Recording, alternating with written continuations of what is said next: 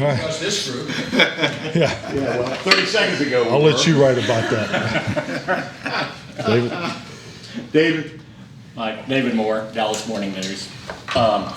What are the biggest differences with this new coaching staff in New York on the offensive and defensive side of the ball versus the team you faced the last couple of years? I mean, I think like anything, the thing you see in weeks 1 and 2, I think they're playing really good energy.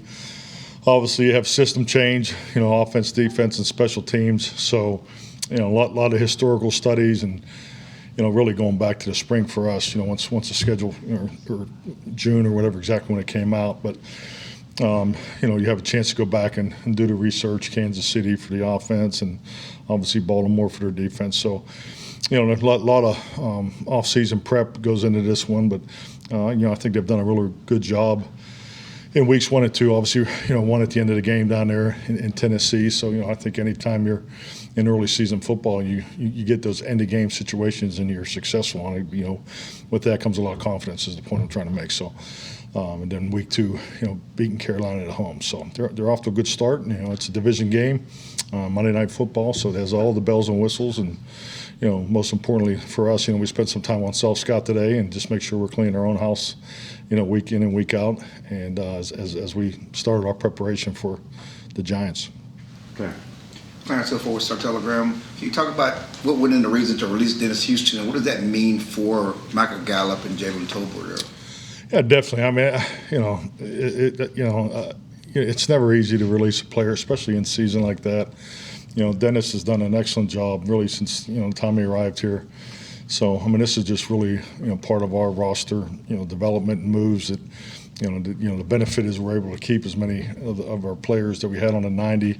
The challenge is obviously keeping them all here. So, but Michael Gallup will take a full slate of reps this week. So, we'll give him every opportunity to get ready. And also this is, opportunity for Simeon and Jalen, to get more opportunities. And one more thing, does that kind of open the door for Peters to be active and move up in the practice squad? I mean, that's all part of the equation. But, Eddie, in Jason and Michael's situation, it's going to take a full week of practice. No different with Dalton with his injury. We're not going to really know until Sunday. After that Sunday practice, we get on the plane. It's exactly where we are. Michael.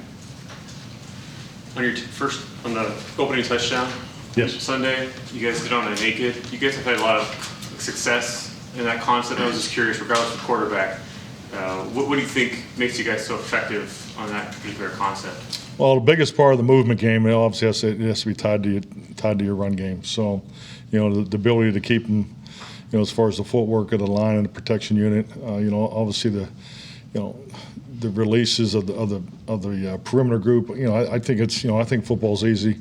When you throw the ball, there's two ways to throw it. You can drop back and throw it, or you have action pass. So with action pass, you have to have your route running. You have to have run action built into the stems and releases, as opposed to drop back. We're a vertical time clock route running complement to our quarterback footwork. So just tying those things together. When we talk about details, technique, fundamentals, that's what we're talking about. Devontae Turpin had some nice returns on Sunday. With his speed and elusiveness, does it feel like just a matter of time before he breaks a long one in the regular season? I hope so. I think it's just like anything. We get to see these players every day at practice. So I mean, some of the greatest throws of the quarterback that I've seen have been at practice. Some of the most dynamic plays of a perimeter player you see at practice. I mean, you think of Micah Parsons, the way he's been disruptive, particularly at the end of training camp. So, and the point I'm making is, yes, I mean he's been explosive in practice, and just like anything, the progression is for eventually it happens in the game. So he's done a nice job with his opportunities. Pat Doney, NBC5 here in Dallas. Can you speak about Donovan Wilson and the impact that he's had? It seems like he's making plays in around the ball constantly when we're watching. What do you see? Impact. I think you've already said it. That's the answer. He is an impact player. His temperament it never comes down one notch. He plays at such a high level of intensity, and his instinct, his awareness. It's just great. He's had an incredible offseason. He's fully healthy. But yeah, Donald's off to a great start these last 2 weeks. And And just building on that, the importance of safeties and what you guys are doing. I mean, how vital is that, the safety play, the versatility that comes into that on that side of the ball? I mean, very much so. I think just the fact that our safeties have been the green dot in weeks 1 and week 2 tell you what we feel about the position. So they're obviously very much engaged in everything we do as far as the getting in and out of different personnel groups. So yes, it's very, very important. Mike Cowdarcher with ESPN with Wink Martindale. Will you see more pressure looks this week than you've seen in the first couple? Is he like More? that? Well, You mean number-wise yeah, or types?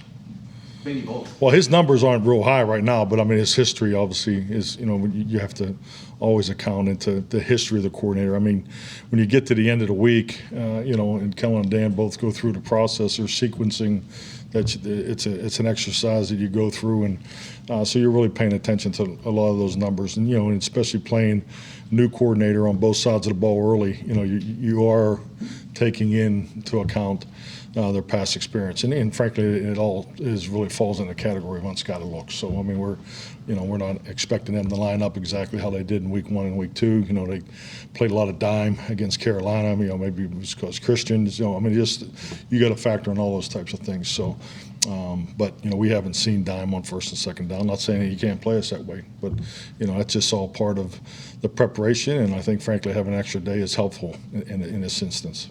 Any update with McGovern and where he stands with the ankle? I'm going to try to do more this week. I know Monday he had a good workout with Britt, but they're going to try to do more this week to last week. So, Michael Gelkin, Dallas Morning News. Forgot the first time. Tyler Smith. What accountability? Good manners. I mean, Tyler Smith. What difference in his play did you see from week 1 to week 2? I'll just say more comfortable. I just think like anything, we knew it going in, and I think it's it's just so important for him as a young player to just keep playing. Not that we're making an excuse for it or it's okay. He's just going to continue to get better at the footwork, the tracking. Taking up the slack on second level blocks and things like that. So just, he plays with a lot of confidence, and as long as he keeps doing that, he's going to be just fine.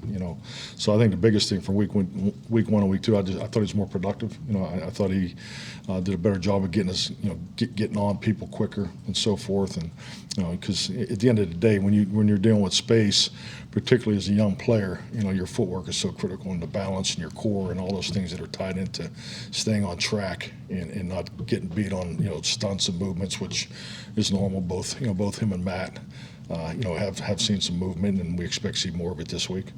Mike Jory, Epstein, Yahoo Sports. When you look at what Yahoo Sports. I thought you were USA Today. it was, no, I'm not. Did you get traded, or is that? I mean, how's that? Season free. So is that what happens on Mondays and Tuesdays in your world, huh? Yeah. It's kind of cool. Yeah. Thank you. Congratulations. Is it? Thank Yeah. you. Thank you. When you look at what Noah Brown did during the game and how it opened things up for C later in the game, how key is that to have other guys getting opportunities to open up for CD, and especially if Dalton's not here? Definitely. I mean, just on so many fronts. I think number one, the versatility you want to have, schematically challenging in game plan, but also two, I mean, Noah's earned that. I mean, he's in there doing all the run stuff, so the ability to benefit in the action game is really a product of his production over the years. Everybody was so excited for his first touchdown, but yeah, and once again, it's 17 games. I mean, you can't, I think the times of just lining up with a prominent X and a Z and a back are over. You got 5 perimeter positions, and they all have to produce. I mean, to beat the good defenses, especially the way defenses are playing in normal down and distance. I always referred to it as free offense in the past. You look for spots in their defensive scheme of where are they going to give you some things and things like that. So you got to be diverse, with the first and second down, and more so than ever in this league. So all the things play into Noah's opportunity. Mike, with J. Ron Kerr's kind of breaking through and having a career year last year, and you just talked about Noah Brown now, how gratifying is that for guys this deep in their career to stay and improve their game, to do that? And do you use that as a draft and develop guy? Do you use them as examples of saying, hey, just stay the course, and this is? No, absolutely, because I mean, you're looking at two guys that have been role players, that have done, that have gone the long way, the hard way, and that is such a big part of your roster development. You got to have, role players that eventually step into starting positions, and some guys have a different starting line than others. That's normal in this league, but that also fits into, keeping development at the forefront of what you're doing. So, JK's instance, competing against him when he was in Minnesota and then watching him in Detroit, he was such a great fit for us, and we felt, gosh, if we just maybe give this guy more opportunities, and then on top of it, he ends up being, one of the best communicators and his ability to call a defense. So, and hey, we didn't know that going in. So it's a real credit to him. It's a real credit to the coaches, and I think it's just a part of how we operate here. I mean, you got to give the personnel department. We're doing a good job identifying people, but at the end of the day, it's fitting the mode of development and opportunity, and just not trying to line up and play with 11 guys, each week. So I think that's all part of our program, all part of our process. Encouraged to see do more this week? Is he kind of like Say it again? whoever encouraged to see do a little more this week? Yes, yeah, I had a really good workout Monday, so he's making progress. Mike, there's been a lot made about Cooper Rush being around and knowing the offense and knowing because he's been around here so much, but he's only started 2 games. So I'm curious how much the game plan was limited last week for him and how much it might change going forward. Like, did you guys limit what you were able to do with him, or was it wide open last week? No, I wouldn't say we're playing wide open, and it's not because of Cooper. I mean, we have other things going on. I mean, we got some young players at the left guard and left tackle position, so we're conscientious of that. We'll continue to grow as they grow. I think that's common sense. And Cooper doesn't put any restrictions on what we want to do offensively. So he's capable of running the whole menu. Did he change the play on that 4th and 2, the early conversion? I'll tell you, man, I'd love to answer that, but that's a scheme question. We can't get into that here, right, Todd? Yeah, sure. With Cooper, in 2020, you guys released him. Was it simply in numbers as you looked at it with Andy, and then you drafted Ben? And then how did he come about and earn the trust or earn the belief in you guys? I think it was, if you look at the timing of that, and obviously, Andy Dalton and what he's done in his career. So, when we were in year 1, so you were looking at it as more of a 1 and 2 and develop the third, type format. So, so that a lot of that went into that decision. But I think it's a great example of Cooper. I mean, Cooper went on to his next opportunity, and then when he came back here, he just picked up kind of where he left off, and so just really has an excellent understanding of everything that we're trying to do, and I think with that he's mastered the footwork and the timing, and that's all part of being in the same system for a couple of years. Mike, you mentioned working on self-scout today and having an extra day before the game. Is that across the hall, or how did y'all go about it today?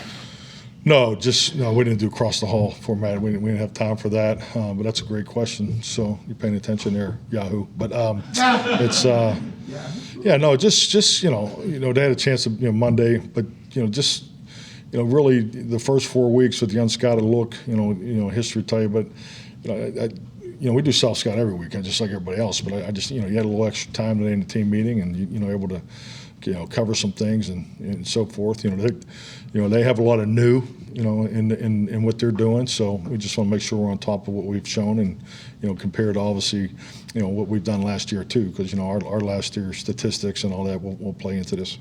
Jake and Peyton seem to be kind of coming up together in this league. How do you like that dynamic of 2 young players coming in at the same time and being able to grow together? I mean, it's really cool. Number one, and I think they both feed off each other. There's a strong connection there. You can see it right away. I think Linda's done an incredible job with those guys, and that tight end group, that's a tight group. Dalton's an incredible leader. Sean's, another excellent prospect that's continued to grow each and every year. So I really like the dynamics of that group. But yeah, Peyton and Jake, and they complement each other. On one's strengths versus the other one's role and opportunities. So that's a really good pair, and they both play with a high level of tenacity for young players. So it's been great getting two of those guys in the same drafts because I think it's going to be really cool to watch those two grow together. Mike, Haley Sutton, DallasCowboys.com. The recurring theme about Cooper Rush in both just his demeanor and his personality is his confidence. Is that something that, in your experience, has been pretty typical of a backup quarterback stepping into a role like this, or is that something that's kind of unique to Cooper? Well, you can't be successful without it, and I think the biggest thing, when you see, the number 2 quarterback, and just through my own personal experience, when that moment happens and the guy has to go in the game, the eyes don't lie, and he has no blink, it was great to see him smile, but he doesn't blink. He's very consistent. So, yeah, he has a tremendously high level of confidence in himself and in the offense and Kellen and the whole operation. So, and he obviously has a connection with his teammates. So it's definitely something you look for in your number 2. Brad Sham, Cowboys Radio. You mentioned the young left side of the offensive line. How's Farniak done in a game and 3 quarters? He improved from week 1 to week 2. Had a really had a tough matchup. He's going to have another tough one this week too. So. But yeah, I was very pleased with Matt. Same deal. I mean, it wasn't totally clean, but he was assignment sound. And the only things we really talk about is more the technique and the recognition of post snap movement and overlaps and things like that. So, but I thought he definitely improved from week 1 to week 2.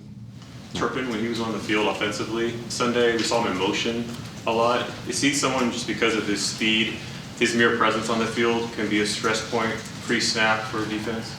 Definitely. I mean, obviously trying to get him the ball is a big part of that, and and that's obviously an excellent way to do it. Also, how you fit the run to that, and then the sweep that comes off of that, and then obviously the action pass. So I mean, it's all tied together. But yeah, it's just the opportunity to try to get him on the ball in the perimeter is obviously something that we try to do a little bit of in week 1 and week 2.